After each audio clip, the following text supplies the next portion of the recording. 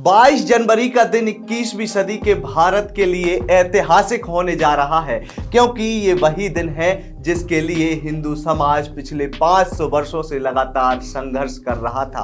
अब जब ये संघर्ष खत्म हुआ है, तब 22 जनवरी के दिन हमारे रामलला अपने गर्भगृह में विराजमान होने जा रहे हैं। ये तारीख जितनी महत्वपूर्ण है, उतना ही भव्य और दिव्य होने जा रहा है ये कार्यक्रम। और इस कार्यक्रम में इतने ही भव्य और दिव्य राम भक्तों को आमंत्रित किया जा रहा है।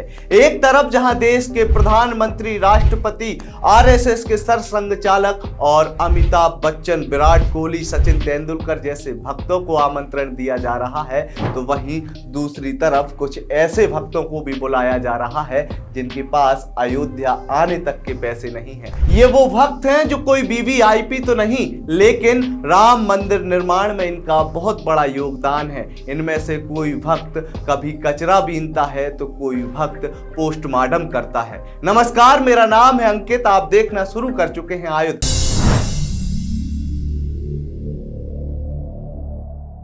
आज के वीडियो में हम बात करेंगे ऐसे ही उन राम भक्तों के बारे में जिन्हें विशेष तौर पर अयोध्या में हो रही प्राण प्रतिष्ठा के कार्यक्रम में आमंत्रित किया गया है। 22 जनवरी को अयोध्या में प्राण प्रतिष्ठा का भव्य कार्यक्रम हो रहा है। इस कार्यक्रम के लिए जन्मभूमि के ट्रस्ट के द्वारा लगभग 8000 आमंत्रण दिए गए हैं, जिसमें लगभग 6000 साधु संत हैं। बाकी कई वीवीआईपी और देश के नामचीन लोग शामिल हैं। लेकिन इस कार्यक्रम के बारे में आप सोच रहे होंगे कि केवल वीवीआईपी लोगों को ही आमंत्रण दिया गया है, तो आप गलत हैं, क्योंकि इस कार्यक्रम में कुछ ऐसे आम लोगों के लिए भी आमंत्रण दिया गया है जो दिखने में तो आम है, लेकिन उनकी शख्सियत बेहद खास है। ऐसी ही खास शख्सियत है छत्तीसगढ़ के राजिम में रहने वाली बिहुला बाई।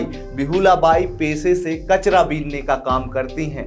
कचरा बीनकर अपनी आजीविका चलाती हैं और इन बिहुला बाई को अब राम मंदिर की जो प्राण प्रतिष्ठा हो रही है उसके लिए आमंत्रण दिया गया है।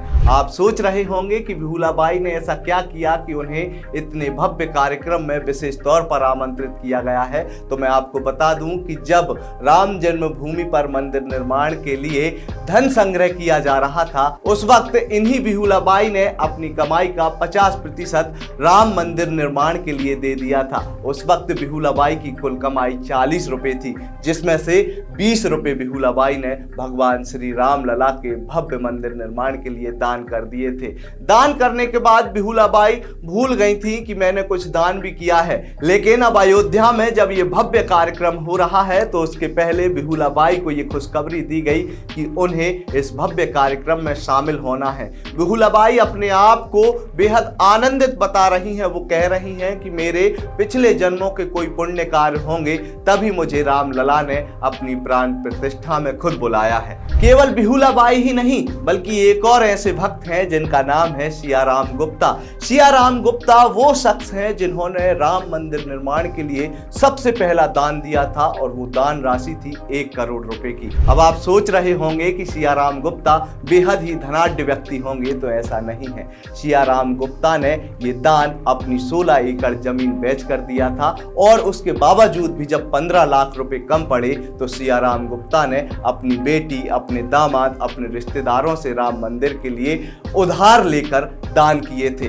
बता दें कि ये दान अक्टूबर 2018 में ही राम मंदिर निर्माण के लिए कर दिया गया था, जबकि सुप्रीम कोर्ट का फैसला ही नवंबर 2019 में आया था। इसीलिए सियाराम गुप्ता को राम मंदिर निर्माण के लिए सबसे पहला दान देने वाला भक्त माना जाता है।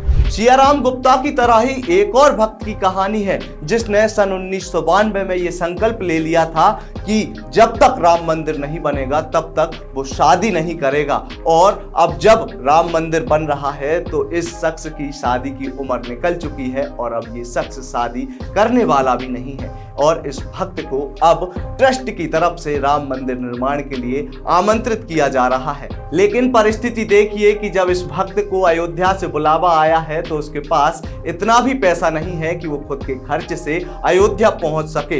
इस भक्त के लिए अब उसके गांव वाले लोग एकत्रित कर रहे हैं चंदा, और इसी चंदे के माध्यम से भोजपाली बाबा नाम का ये भक्त अयोध्या जाएगा। दरअसल मिलानपुर के रहने वाले रविंद्र गुप्ता उर्फ भोजपाली बाबा ने राम मंदिर न बनने तक शादी नहीं करने का संकल्प लिया था। न केवल भोजपाली बाबा ने संकल्प लिया था, बल्कि जब 1992 में कार सेवा हो रही थी, उस वक्त कार सेवा में भी भोजपाली बाबा ने बढ़ चढ़कर हिस्सा लिया था और कार सेवा करके भगवान श्री राम के मंदिर निर्माण के मार्ग को प्रशस्त करने में अपनी भूमिका भी निभाई थी। ये तो वो भक्त हैं जो भावनात्मक रूप से भगवान श्री राम से जुड़े हुए हैं, लेकिन सामाजिक रूप से भी जो अपने दायित्वों का जिम्मेदारी पूर्ण निर्वहन कर रहे हैं। ऐसे लोगों को भी अयोध्या में होने वाली इस प्राण प्रतिष्ठा में बुलाया जा रहा है, जिनमें एक भक्त ऐसी है जिसने अपनी समाज सेवा के बलबूते पर अब तक लगभग 1200 लोगों का पोस्टमार्टम किया है, और ये भक्त छत्तीसगढ़ की निवासी है। बता दें कि छत्तीसगढ़ के कांकेर जिले के ब्लॉक नरहरपुर में रहने वाली संतोषी दुर्गा ने अपने जीवन में लगभग 1200 लोगों का सामाजिक रूप से सक्रिय रहकर पोस्टमार्टम किया है, और इन्हें अब अयोध्या से बुलाया जा रहा है। संतोषी दुर्गा के जीवन की कहानी भी किसी हिंदी फिल्म की कहानी की जैसे ही है। संतोषी के पिता रतन सिंह सिद्धूर, जो कि अब इस दुनिया में नहीं है, वो कभी नरहरपुर के सामुदायिक केंद्र में पोस्टमार्टम का कार्य करते थे, लेकिन उनके द्वारा हमेशा ये काम शराब पीकर किया जाता था, और शराब पीने की वजह से पूरे परिवार की आर्थिक और उनकी सेहत